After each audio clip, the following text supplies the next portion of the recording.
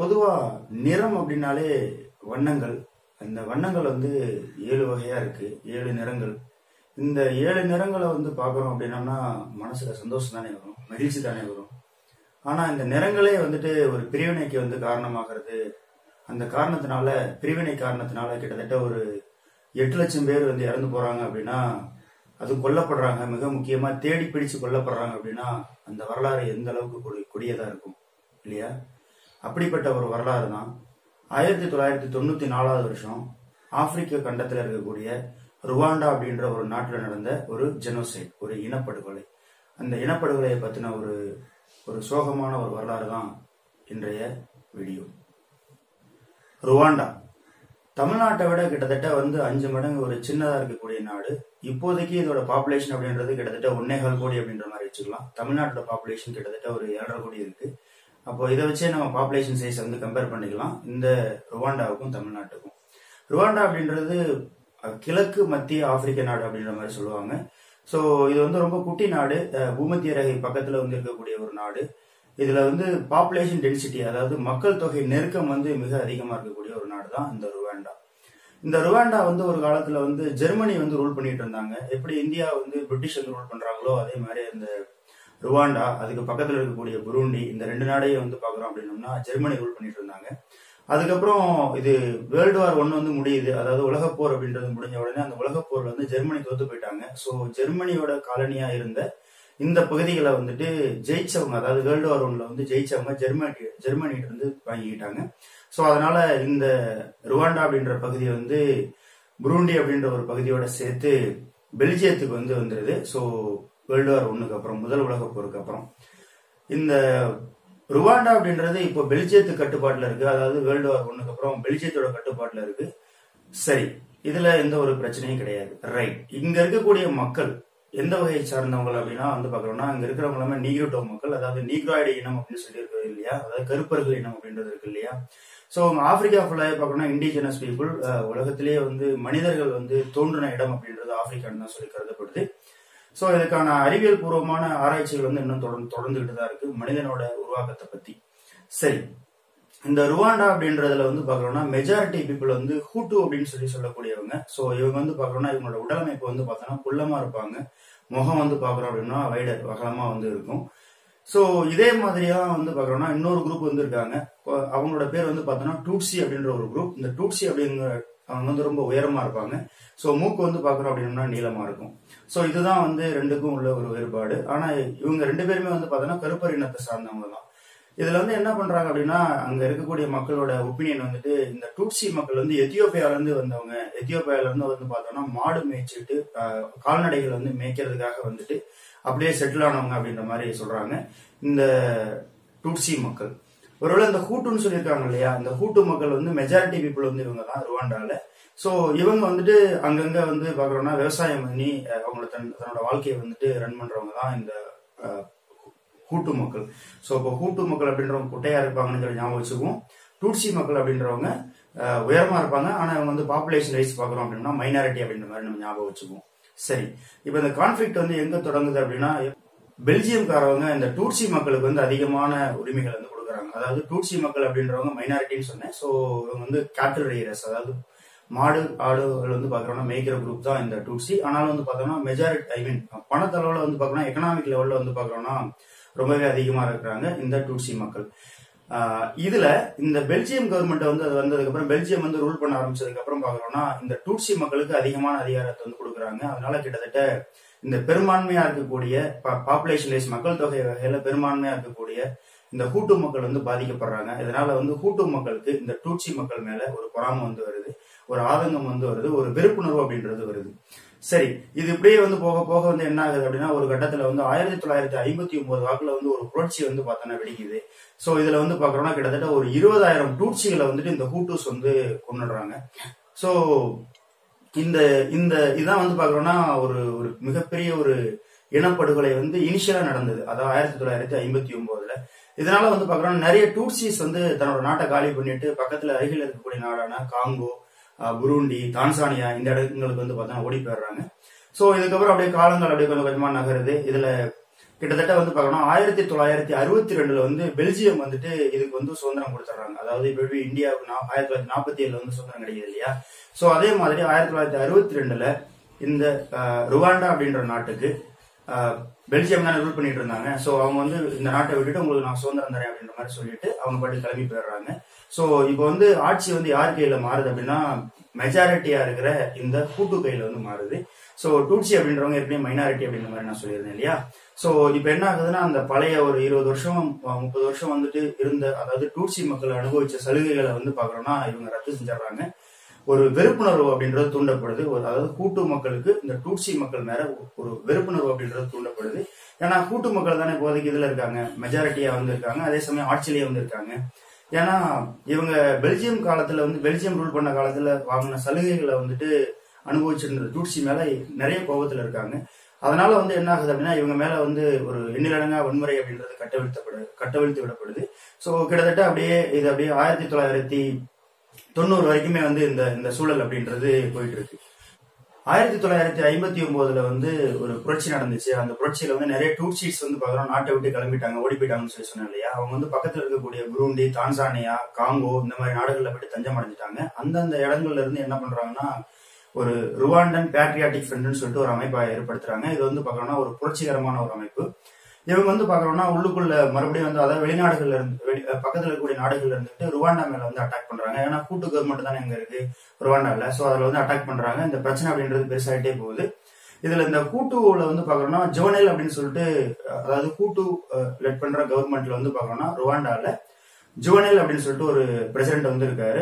இவர் வந்து பாக்குறோம் அப்படின்னா உள்ளுக்குள்ள இருக்கக்கூடிய அதாவது ருவாண்டாவில் இருக்கக்கூடிய கூட்டு மெஜாரிட்டியை வந்துட்டு சண்டை எல்லாம் போட வேணா, கொஞ்சம் அமைதியா இருங்கன்னு சொல்லிட்டு தன்னோட மக்களை வந்துட்டு பாக்குறோம்னா கொஞ்சம் சப்சைட் பண்ணி வைக்கிறாரு, கொஞ்சம் அமைதிப்படுத்தி வைக்கிறாரு. இது வந்து அங்க இருக்கக்கூடிய கூட்டு மக்களுக்கு வந்து பிடிக்கல. இவரு பிரசிடண்டா நம்மளோட இனத்தை சார்ந்தவர் தான், ஐ மீன் அந்த ஜுவனல் அப்படின்றவரு கூட்டு இனத்தை சார்ந்தவர்.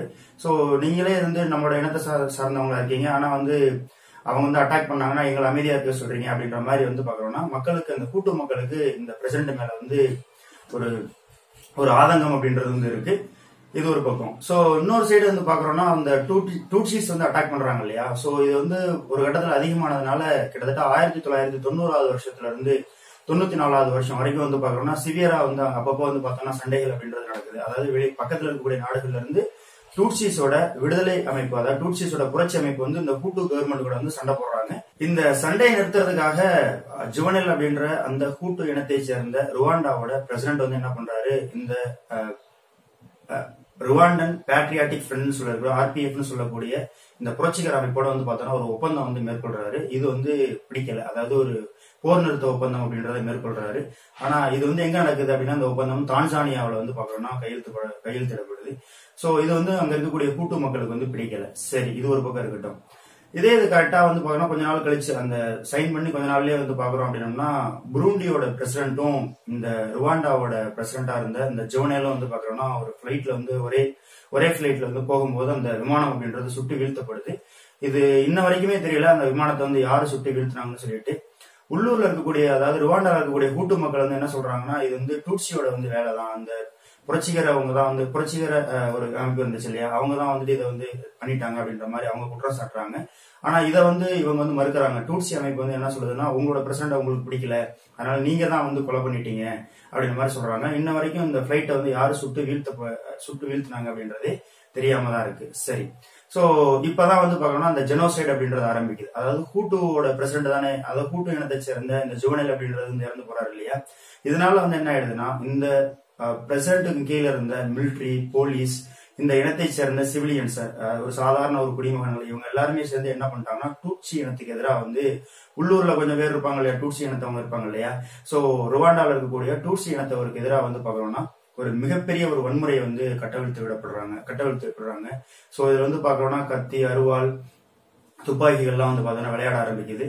சோ பக்கத்துல இருக்கக்கூடிய ஏன்னா ஹூட்டு டூட்சி வந்து பாக்குறோம்னா எல்லாம் ஒன்னாதான் இருக்காங்க, தனித்தனியாலாம் வந்து கிடையாது, ஒன்னாதான் இருக்காங்க. இதுல பெல்ஜியம் கவர்மெண்ட் வந்து வந்துச்சு இல்லையா. சோ அந்த பெல்ஜியம் கவர்மெண்ட் வந்து அப்போ இருக்கும்போதே வந்து என்ன பண்ணாங்கன்னா இந்த ஹூட்டுக்கும் டூட்சிக்கும் வந்து பாத்தீங்கன்னா ஒரு ஐடி கார்டு வந்து கொடுத்து வச்சிருந்தாங்க. சோ வித்தியாசப்படுத்தி வந்து வச்சிருந்தாங்க.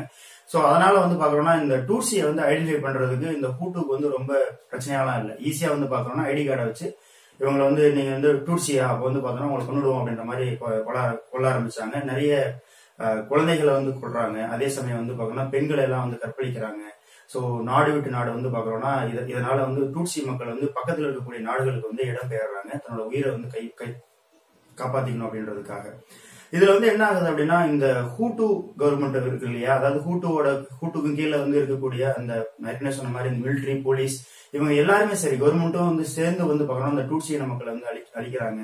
ஸோ இதுல வந்து பார்த்தோம்னா அந்த ஹூட்டு மக்கள் இருக்காங்க இல்லையா, இந்த ஹூட்டு மக்கள் வந்துட்டு ஒரு ரேடியோ ஸ்டேஷன்லாம் வந்து ஆரம்பிச்சிட்டாங்க. லோக்கல்ல வந்து பேம்ப்ளெட், நோட்டீஸ் எல்லாம் வந்து பார்த்தோம்னா அச்சடிச்சு கொடுத்து யாரெல்லாம் வந்து டார்கெட் பண்ணணும், யாரெல்லாம் வந்துட்டு நம்ம வெட்டணும், கொலை பண்ணணும் அப்படின்ற மாதிரி லிஸ்ட்டை வந்து ரேடியோவில் வந்து அனௌன்ஸ் பண்றாங்க. ரேடியோனா கவர்மெண்டோட ரேடியோலேயே அனௌன்ஸ் பண்ணிட்டு எங்கெங்கெல்லாம் டூட்சி மக்கள் வந்து போறாங்களோ அவங்க எல்லாத்தையும் வந்து வெட்ட சொல்லி கொலை பண்ண சொல்லி ஆர்டர்லாம் வந்து போடுறாங்க. இதுல வந்து யாரெல்லாம் நீங்க வந்து டூட்சியை விழுந்து கொள்றீங்களோ அவங்களுக்கு வந்து வெகுமானம் வந்து கொடுக்கப்படும், சன்மானம் கொடுக்கப்படும். அவங்கள ஒரு டூட்சியை நீங்க வந்து பிடிச்சீங்கன்னா அவங்க வந்து ஏற்கனவே கால்நடைகள் வந்து மேய்ச்சிட்டு இருக்கக்கூடிய குரூப்னு சொன்னோம் இல்லையா, அவங்கள வெல்த் எல்லாமே நீங்களே வந்து வச்சுக்கலாம், அவங்களுக்கு பிரிச்சு நாங்க தந்துடுறோம், நீங்க முடிஞ்ச வரைக்கும் டூட்சியை வந்து கொலை பண்ணுங்க அப்படின்றாங்க. ஸோ இதுல வந்து பாக்குறோம்னா இந்த வெறுப்புணர்வு அதிகமாகி கிட்டத்தட்ட அப்படியே ஆயிரக்கணக்கில் கொல்லப்படுறாங்க. இது வந்து இந்த ருவாண்டாவோட கேபிட்டல் அப்படின்றது கிகாலி அப்படின்றது.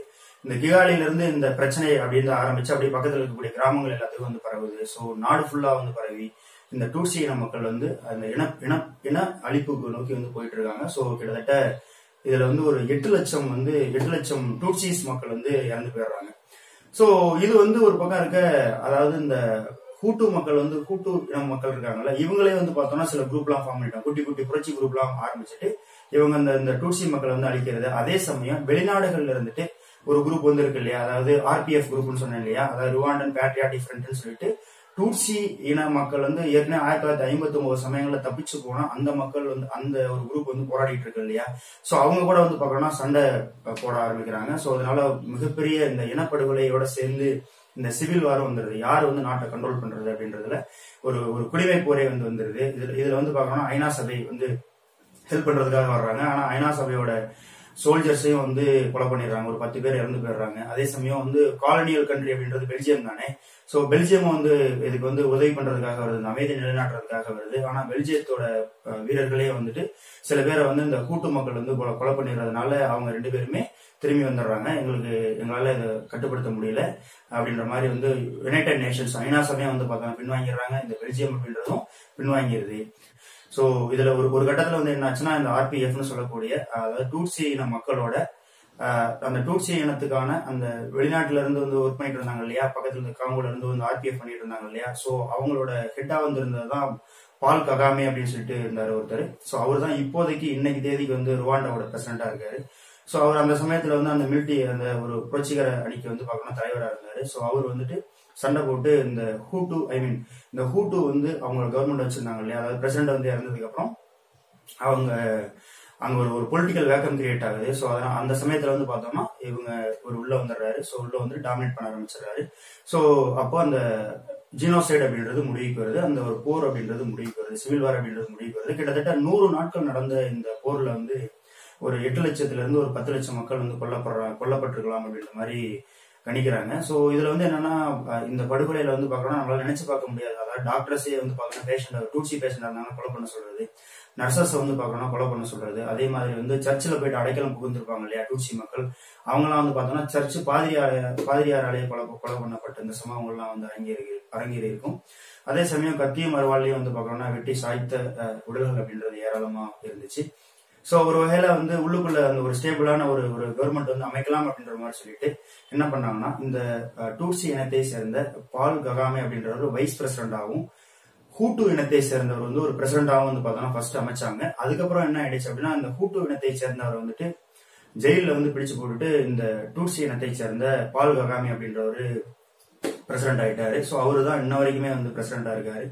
ஸோ அதுக்கு அடுத்தடுத்து வந்த எலெக்ஷன்லேயே வந்து பார்க்கணும்னா சிங்கிள் மெஜாரிட்டிலேயே வந்து பார்க்கணும்னா, ஏன்னா மிலிட்ரி வந்த உடனே மிலிட்ரி ரூல் வந்து கொண்டு வந்துட்டாங்க. ஸோ இதனால அந்த அமைப்பு டெமோக்ரஸி அப்படின்ற அந்த சிஸ்டமே வந்து பார்த்தோம்னா பாதிக்கப்பட்டுச்சு. 2000 வந்து ஒரு ஓட்டு ஒரு வாக்கு சேகரிப்பு அப்படின்ற மாதிரி எலெக்ஷன் வந்து வச்சாங்க. அந்த எலெக்ஷன்ல வந்து தனி பெரும்பான்மையோட இவர் வந்து இந்த பால் ககாமே அப்படின்றவர் மறுபடியும் வந்து எலெக்டட் பிரசிடண்டா மாறிட்டாரு. ஆனா அந்த 94க்கு அப்புறம் அந்த இனப்படுகொலைக்கு அப்புறமே கூட வந்து பாக்குறோம்னா அவர் தான் இருந்துட்டு இருந்தாரு. அதாவது ஒரு பிரசிடண்டா வந்து இருந்துட்டு இருந்தாரு. பட் அது வந்து அப்பாயின்மெண்ட் பண்ணது இவரா வந்து பாக்குறோம்னா பவரை வந்து பாக்குறோம்னா எடுத்துக்கிட்டு தன்னைத்தானே அப்பாயின்மெண்ட் பண்ணிட்டு தான் இருந்தாரு, பிரசிடண்டா இருந்தாரு. ஸோ இந்த இனப்படுகொலை அப்படின்றது நடந்து கிட்டத்தட்ட ஒரு 25 வருஷம் ஆகுது.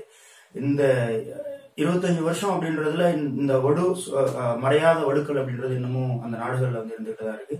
அதுக்கப்புறம் பிற்பாடு வந்து இவர் வந்து பிரசிடண்ட் ஆன உடனே வந்து என்ன பண்ணிட்டாருன்னா இந்த எத்னிசிட்டி அப்படின்றத வந்து ரிமூவ் பண்ணிட்டாரு. இன்னைக்கு வந்து போயிட்டு ருவாண்டாவில் வந்து எத்னிசிட்டி அப்படின்ற மாதிரி பேசணும்னா அது மிகப்பெரிய தேச துரோக குற்றமா வந்து கருதப்படுது. யாரும் வந்து எத்னிசிட்டியை பத்தி பேசக்கூடாது, யாரும் ஹூட்டு டூட்சி அப்படின்ற அந்த இனப்பாகுபாடை இருக்கக்கூடாது அப்படின்ற மாதிரி சட்டங்கள்லாம் வந்து கொண்டு வந்துட்டு அதை ஸ்ட்ரிக்டா நடைமுறைப்படுத்திட்டு இருக்காங்க. இருந்தாலும் வந்து இந்த ரேப்ஸ் பண்ணது, அதே மாதிரி கொலை பண்ணது, இதுல நிறைய குழந்தைகள்லாம் வந்து பார்த்தோம்னா அனாதை ஆயிட்டாங்க. ஸோ நிறைய குழந்தைகள் வந்து பாக்குறோம்னா ஐடென்டிட்டியே வந்து தெரியாம காணாம போயிட்டாங்க. இன்னமும் வந்து பாக்குறோம்னா டூட்சி குரூப் அப்படின்றவங்க இன்னமும் சில பேர் வந்து பாக்குறோம்னா வெளியில தங்கிட்டு இருக்காங்க, வெளிநாடுகள்ல தங்கிட்டு இருக்காங்க. அதே சமயம் வந்து எப்போ வந்து பால் ககாமே வந்து 1994ல அந்த RPF அவங்க வந்து உள்ளுக்குள்ள இந்த கிகாலியை வந்து பிடிச்சாங்களோ அந்த சமயத்துல பாக்குறோம்னா யாரெல்லாம் வந்து டூட்சியை வந்து வெட்டிக்கிட்டு இருந்த இந்த கூட்டுலாம் வந்து பாக்குறோம்னா வெளியில தப்பிச்சு அவங்களும் வந்து பாக்குறோம்னா வெளியில கிளம்பிட்டாங்க. பக்கத்துல இருக்கக்கூடிய நாடுகள்ல அந்த கூட்டூஸும் தங்கி இருக்காங்க. அங்க இருந்துகிட்டு அங்க இருக்கக்கூடிய பாலிடிக்ஸ் வந்து மாத்திட்டு இருக்காங்க. ஸோ எக்ஸாம்பிள் வந்து பார்த்தோம்னா காங்கோல வந்து ஒரு பெரிய பிரச்சனையை வந்து உண்டு பண்ணி அங்க இருக்கக்கூடிய பிரசிடண்ட்டை மாத்துறது, இந்த வேலை எல்லாமே தப்பிச்சு போன, அதாவது ருவாண்டாவில இருந்து தப்பிச்சு போனா அந்த ஹூட்டூஸும் வந்து பார்த்தோம்னா பண்ணிட்டு இருக்காங்க. ஏற்கனவே 1959 போன அந்த வம்சாவளியில டூட்சிஸும் வந்து பாக்குறோம்னா அந்த நாடுகள்ல வந்து இன்னமும் வாழ்ந்துட்டு இருக்காங்க அப்படின்றதுதான் ஒரு மறுக்க முடியாத மறைக்க முடியாத ஒரு வரலாறு. இதுல ஐநா சபை அப்படின்றதோட வேலை அப்படின்றது இல்லாமலே போயிடுச்சு. அதோட ஐநா சபையோட பொதுச் செயலாளர் வந்து இதுக்கு வருத்தம் கூட தெரிவிச்சிருந்தாரு. இந்த மாதிரி எங்களால பண்ண முடியாம போயிடுச்சு, ஹெல்ப் பண்ண முடியாம போயிடுச்சு. இன்டர்நேஷனல் கம்யூனிட்டிஸ் வந்து அதை கவனிக்காம போயிட்டாங்க. 3 மாசம் கிட்டத்தட்ட ஒரு 100 நாள் வந்து நடந்த இந்த இனப்படுகொலையில ஒரு 8 லட்சம் பேர் வந்து செத்து போனது அப்படின்றது நடந்து இந்த ஏப்ரல் மாசத்தோட ஒரு 25 வருஷம் ஆகுது. இதுக்கு மிக முக்கியமான காரணம் என்னன்னா உயரமா இருந்த டூட்சிஸ், மூக்கு நீளமா இருந்த டூட்சிஸ் ஒரு பக்கம், இன்னொரு பக்கம் குள்ளமாவும் முகம் அகலமாவும் இருந்த ஹூட்டூஸ். இந்த உடல் அமைப்பை வந்து வச்சுட்டு அவங்களோட மைக்ரேஷன் பேட்டர்னை வந்து வச்சுட்டு இந்த இனப்படுகொலை அப்படின்றது நிகழ்த்தப்பட்டுச்சு. இனப்படுகொலை வந்து யாரா இருந்தாலும் இறந்து போனது வந்து மனிதர்கள் தானே, அது ஹூட்டுவா இருக்கட்டும் அல்லது டூட்சியா இருக்கட்டும். ஏன்னா நிறங்கள் அப்படின்றது வந்து ஒரு கொண்டாடப்படுறதா தான் இருக்கணும் இல்லையா? அது கொலை செய்யப்படுறதுக்காக அந்த நிறங்கள் வந்து இருந்துச்சு அப்படின்னா அந்த நிறங்கள் நம்ம என்னன்னு சொல்றது?